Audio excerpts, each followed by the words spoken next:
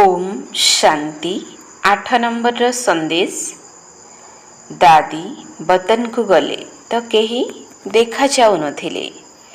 दूररू जेमती कोनोसी शब्द आसुथिला। एमिति लागुथिला जेमिति कोनोसी खास कार्य हेउछि। दादी प्रथमे टिके रोकी गले, पुणी आगको चलिकी देखिले। शिव बाबा, ब्रह्मा बाबा, मम्मा एवं विश्व किशोर दादा चारि जन जाक एकाठी बसिकी कथावार्ता हेउछंती एवं बहुत गुडे प्लान तांका आगरे रखा होईछि। जेउथिरे किछि चिन्ह आदि देखा जाउछि, किंतु दादी को सेथिरु किछि जना पड़िला नहीं, अर्थात किछि बुझी पारिले नहीं। मम्मा सबु पिला मानकर हालचाल पचारिले। दादी कहिले, मम्मा आपण बाबा को भी डाकी आनिले। मम्मा कहिले जे मम्मा भी चाहू नथिले पिला मानकर ठारू माता पितांकर साकारी साथ छूट जाए, लेकिन क्या ड्रामा। पुणी मु बाबा को पचारिली, बाबा एही प्लान आदि कौन? बाबा कहिले, झियो जैसे मार्शल के पास सारा नक्शा रही थाए जी कहाँ कहाँ क्या क्या हो रहा है, आगे कौन हवा को अच्छी, केउंठी केउंठी कौन कौन हेउछि, से सबूर नक्शा मार्शल पाखरे थाए। सही भली ये मध्य स्थापनार कार्यर कथावार्ता चलीछि, जहा पुणी शुणाइबे। आपरे बाबा गोटे दृश्य देखाइले, जेउथिरे तीनोटी संगठन थिला।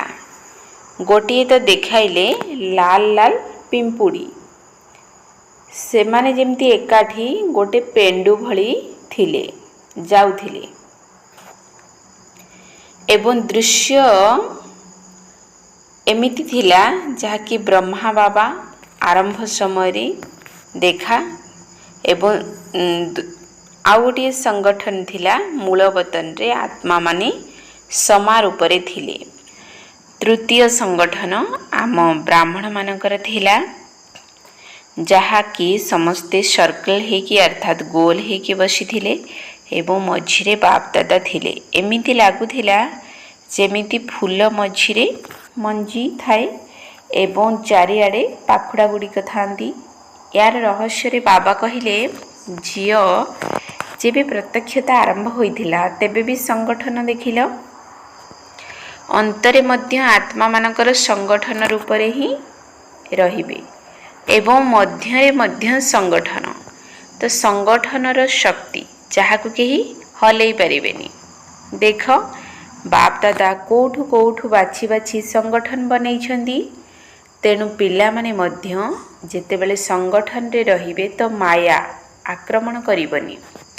जेमिति गोलाप फूल बा कोनोसी भी फूल ताकू योग्य स्थान रे रखा जाए, किंतु जदि केवल गोटे फूल न थाई कि केवल गोटे पाखुड़ा थिबो किंबा गोटे पत्र थिबो, ताहाले ताकू कोन करिवे, जल्दी ही हाथ रे मकची देबे।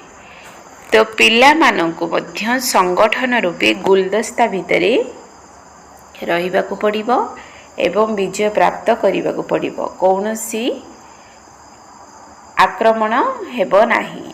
एमिति कहिकी बाबा कोन सब कहिले, सब पिला माननकू कहिबो जे संगठन हेउची सेफ्टी रो साधन। अर्थात ए संदेश द्वारा बाबा आमको एक कथा जानिबाकू चाहिए जे पिला माने संगठन भितरे रुह, से तुम पई सुरक्षार स्थान।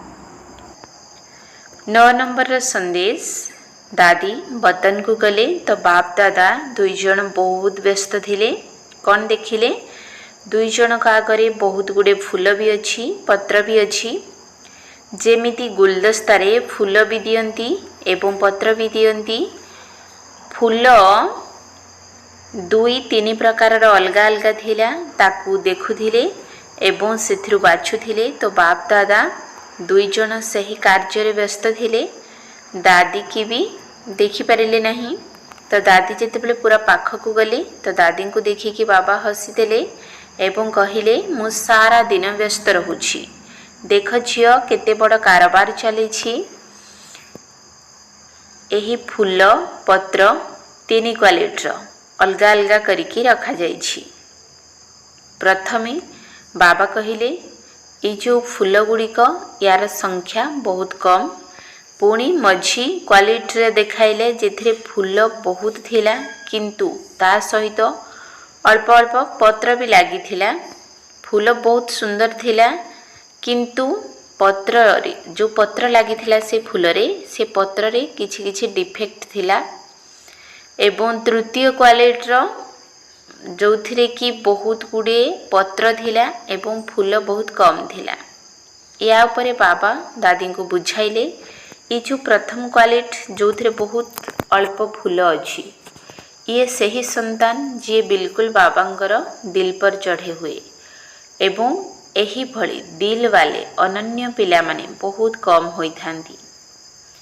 द्वितीय नंबर वाला पिला माने बहुत भलो किंतु थोड़ा कुछ कमी है अर्थात से पत्र रे किछि डिफेक्ट थिला तो फूल बनी थिले किंतु टिकिए कमी कमजोरी थिला।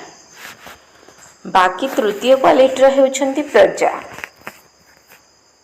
सेथिरे गोटे गोटे फूल बाहरुछि जे कि पछरे आसला वाला बाकी सब होछंती प्रजा। तेणु ऊपर जो 2 प्रकार क्वालिटी सेटा होछि पिला मानकर बाप दादा एबे गुलदस्ता सजाउथिले अर्थात फूल तोड़ा बनाउथिले। जिते बेले गुलदस्ता सजा हुए तो केवल फूल देले गुलदस्ता सुंदर देखा जाएनी पत्र भी दरकार। तेणु तुम्हें हेउछ फूल तुम सहित पत्र भी आवश्यक। तुम्हें जिते राजा हेबो तो प्रजा दरकार हेबे ना। तेणु प्रजा रूपी पत्र मझिरे फूल शोभा पाई थाए। एठी बसिकी तुम पिला मानकर फूल तोड़ा बनाउथिली एवं देखुथिली गोटिए फूल केते प्रजा बनाइछि एवं जी जेते अधिक प्रजा बनाइछि तार गुलदस्ता सेते सुंदर।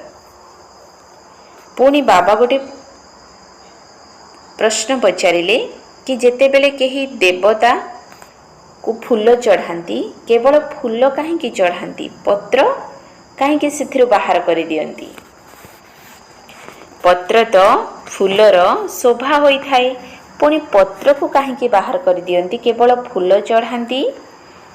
तो पुणी बाबा तार उत्तर सुनाइले कि तुम्हें पिला माने ही एही नीति प्रथार आरंभ करुछ जेबे तुम्हें प्रथमे अर्पण होउछ सेते बेले एकुटिया अर्पण होउछ किंतु फूल को जदि किछि समय रखिबाकू चाहिबो तेबे पत्र सहित ही रखिबाकू होई थाए। तेणु जेमिति तुमे प्रथमे अर्पण हेउछ तुमे सेथिपाई भक्त माने केवल गोटिए फूल ही अर्पण करिथांती। पुणी जदि तुमको 21 जन्म हे अविनाशी हे कि चलवाकू पड़िबो तापाई तुमको पत्र दरकार। जेमती फूल को 2 दिन 3 दिन रखिया पाई हेले ता सहित पत्र लगी थिबा दरकार। तेणु से भले बाबा कहले 21 जन्म पाई हेले तुमको पत्रर आवश्यकता रही। प्रजा रूपी पत्र प्रथमे तुम्हें आसीथिल तो प्रजा नथिले तुम्हें एकुटिया अर्पण हेथिल एबे तुम्हें तुम फूल मानकर शुभा प्रजा रूपी पत्र सहित।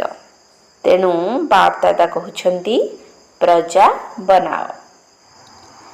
10 नंबर संदेश दादी वतन को गले एमिति लागुथिला जेमिति सूर्यंक पाखकु जाउछंती।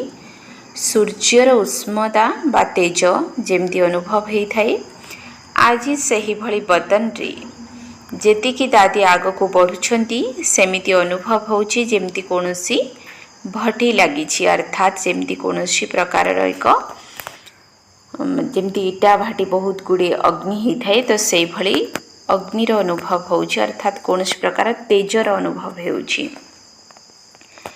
तो बाबा मध्य लाल लाल लाइट रूप अव्यक्त रूप देखा जाउथिले सूर्य समान किरण बाबा ठारू बाहरुथिला एवं कौन देखिले तले गोटे बहुत बड़ सभा थिला। सही एते बड़ सभा साकार रे ब्राह्मण मानकर केबे नथिला एवं ब्राह्मण मानक उपरकू से किरण बाबा ठारू जो किरण बाहरुथिला सूर्य समान सही किरण सही सभा उपरकू जाउथिला। एवं दादी जितेबाला बतन को गले दादी उपरे भी सही लाइट माइट र किरण पड़िला। किछि समय परे दादी बाबा सहित सही रूप रे मिसिले एवं बाबा को भोग नेकी आसीछि बोली कहिले।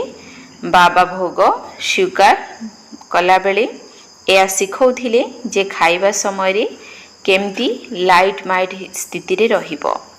पुणी दादी बाबा को पचारिले कि बाबा बच्चों को आज याद प्यार देबे ना। तो या उपरे बाबा कहले स्नेहर रूप तो बहुत देखिछ किंतु स्नेह सहित शक्ति रूपर स्थिति जहा बाबा पिला मानंकु बनेवा को चाहुछंती ताहा एपर्यंत कम अछि। तेणु आज बाबा स्नेह सहित शक्ति भरुथिले एवं कहुथिले एहा द्वारा ही सेवारे सफलता हेबो। बाबा संदेश मध्य एहा देले जे केवल स्नेह नुहे किंतु ता सहित शक्ति मध्य भर। बाबा जो दृश्य देखाइले पिला मानंकु एही सृष्टि रे सही भली लाइट माइट र किरण देबाकू पड़िबो। एवं एते दिन बाबा स्नेहर रूप रे मिलन मनौथिले किंतु से दिन स्नेह सहित लाइट माइट र रूप थिला। तेणु दादी सही लाइट माइट र किरण नबारे तत्पर होई गले एवं साकार बतन को पुणी चली आसिले। 11 नंबर संदेश दादी बतन को गले तो गोटे सभा लगी थिला जेमिति की क्लास होउथिला। प्रथमे दादी धीरे धीरे आग को गले तो बाप दादा तांकू आखिरी स्वागत कले। पुणी बाबा कहले झियो ए समस्तଙ୍କ सहित मिस एवं एही भोग समस्तଙ୍କ खुआओ। तो कौन देखिले जो आत्मा माने एडवांस रे शरीर छाड़ी की जाइछंती से समस्तଙ୍କୁ बाबा इमर्ज करेकी क्लास कराउछंती।